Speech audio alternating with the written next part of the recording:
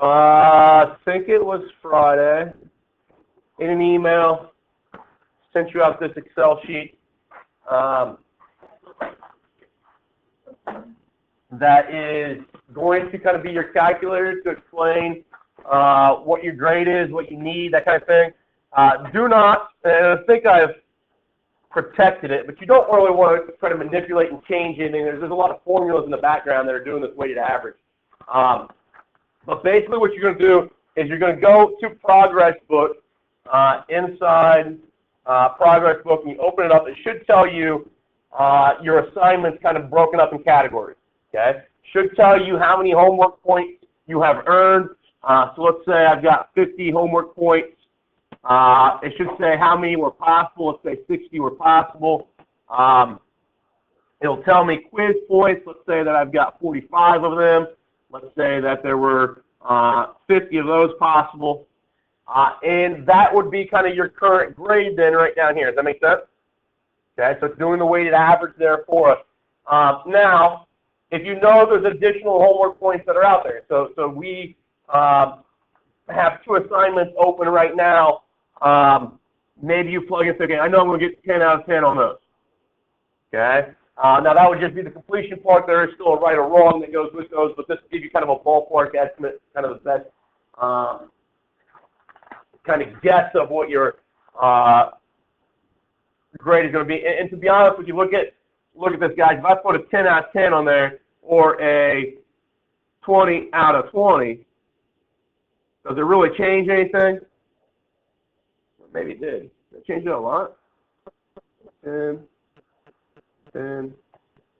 Okay, a couple percent points. Okay, but what was really going to impact things is when you get down to these additional tests and quizzes. Okay, so right now your guys' grade for the 9 weeks is pretty much what it's going to be. Okay, other than this test that we're taking tomorrow, right? Now there will be some homework points that need to be added in, but if you've been doing your homework, been doing well on your homework, those points that need to be put in should not be an issue, and they should only maybe raise your grade. But we know we've got 95 points coming in. Okay, so put 95 in there for additional test quiz points possible. No, I didn't put anything in there like what I earned on it, so it automatically enters a 0 for me. But let's say that I get an 80 on it. Okay, so 80 is going to take me to an 86. Maybe I want to see, okay, what do I need to get to a 90? So I just try 85. Okay, let's try 88. Okay, so I need to get an 88 out of 95. So I got 7 points to kind of play with in regards to that test to get the 90 that I want for the 9 weeks. Does that kind of make sense to everybody? Okay. Now, don't think that, okay, now that's putting me right at a 90% right there. And if you're doing bad on your homework, that homework that still needs to go in, that could drop you. All right, so just keep that in mind as well. But hopefully that is someone's going to help you. When we get to January, this thing could be useful again in regards to the final exam, because right now this is only 70% of your grade. Okay, because the final exam is done at 30, so this 30% right here is not being calculated because we haven't used it yet. Okay. So then when we get to that thing, maybe it's worth 150 points. Kind of see then maybe I need 100 on that. If I get 100 on it, it gives me my 83 or whatever. Does that kind of make sense how to use that? Pretty straightforward. If you got questions on it, just let me know. Hopefully that helps. I tried setting some stuff up to give you maybe a alternative view of that, but with Excel, see if I can show you what you kind of have to do with this. I wanted to spend some time with you guys doing this, because I think learning Excel is a good thing, but and useful for you, especially if you're going to go a math or science route in college. But let's see here, there's some formulas in these that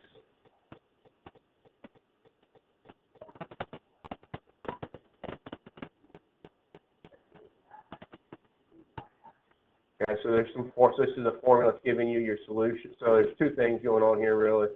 There's a formula in here. Oh, I'm messing everything up. This is why I protected it for you. See that equation up here? That's a weighted average equation you got to type in. based off the cells that you're choosing to put that data in. And that's with the final, and here's one without the final, and then this would actually be this cell right here that is calculating whether you use the final blocks or not, and it's written as an if-then statement, which is, I think, something that we should be maybe trying to do or learning to do, because that's kind of what governs everything we do anymore, technology-wise, is if-then statements and things like Excel. And if we can understand how to program them, maybe we understand how other things are kind of being used, like, you know, the web science stuff that we go through, uses similar coding, that kind of stuff. I think it's useful to see that side of things. It makes you understand your math real well. Okay? When I was in college, you know, I understood my math pretty well, but it wasn't until I took computer programming. We had to, everybody for some reason had to take computer programming at lesson. So I learned, you guys know what Java is? Okay, so I learned how to do Java, or write Java, and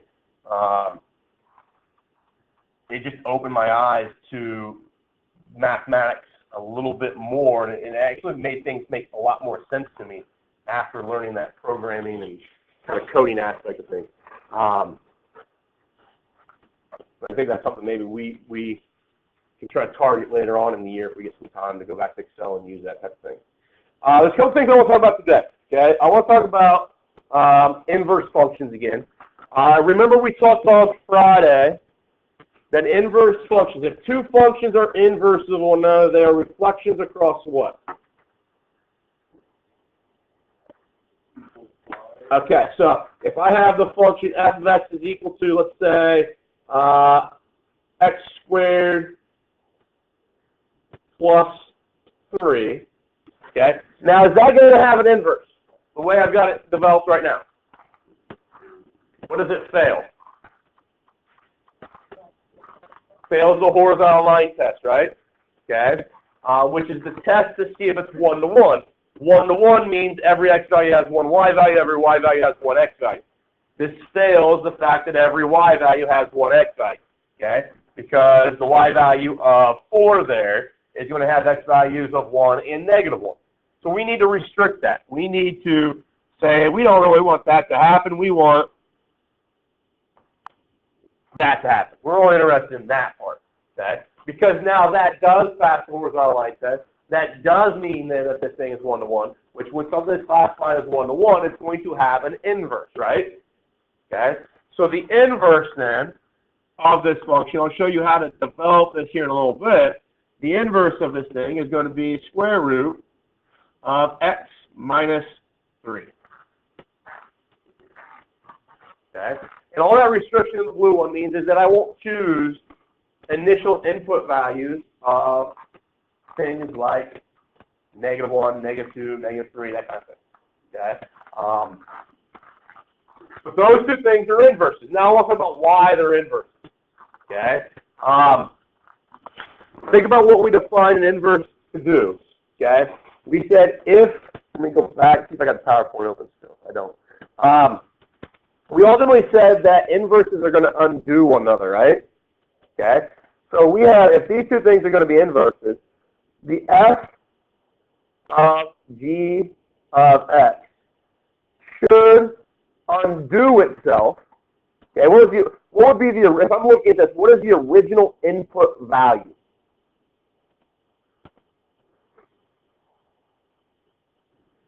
Isn't that the notation tell you that's what you're inputting first?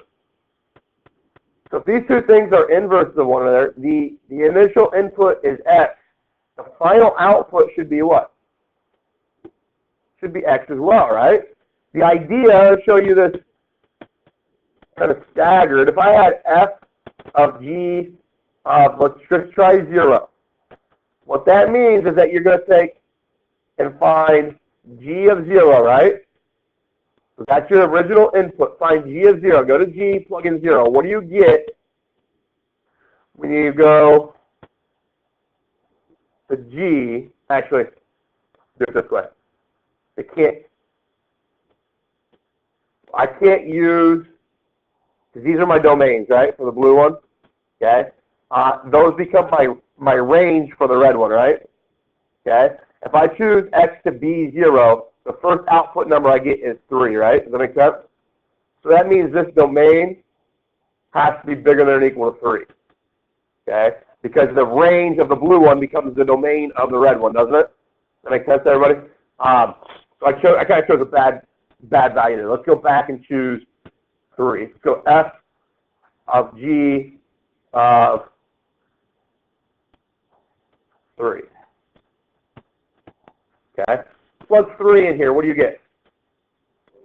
You get 0, right? What's square root of 0? 0. Okay? So that's my output. My first output is 0. So now let's take and check f of 0. Well, what's f of 0 give me?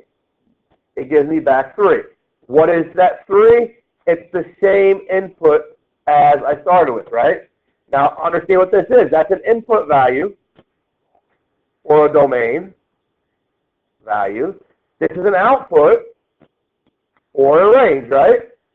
I inputted 3 and got 3 back. Let's plot that. Would be right there, correct? Okay. Let's try another number. Okay, let's try 4. I'll plug 4 in. What do you get when you plug 4 into G? You get 1, right? Okay. So f of 4, or f of g of 4, gives me f of 1. Okay? Plug 1 in up here to the blue one, what do you get? You get 4. Original input 4, output 4. Plot that. Okay? What do you think I'm going to get if I put 5 in? 5. Or if I put 6 in? 6. Okay? And even if I reverse them, guys, if I put, now you're not going to get, like, for instance, because I'm not allowed to use, when my initial inputs here, I'm not allowed to use things that are bigger than, or, sorry, less than 3. So I can't try 2, because when I try 2 here for G, it's not defined for 2, right? Okay, so I'm not going to get an output. But as I start choosing values that are bigger than 3, I'm going to get that same output back. What is that line right there? Y equals x right there, correct?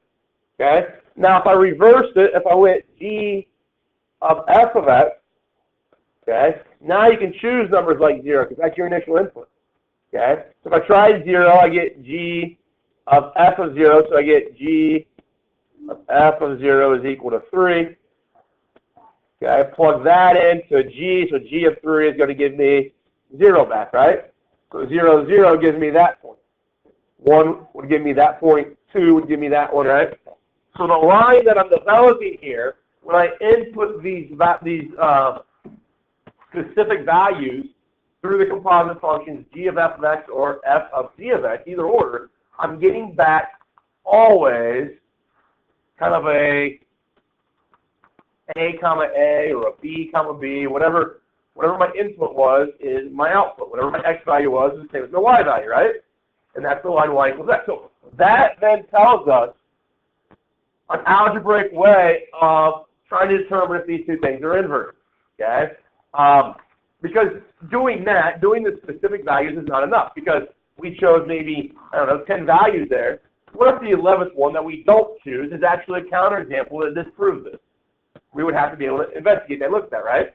What if we do a billion examples, a billion specific examples, but the 1 billion, or the 1 billionth and one is the one that disproves it? We would have to have that. Does that make sense? So just by checking specifics might give you an idea, but it's not enough. Okay? So I will show you a way of proving that two functions are inverses.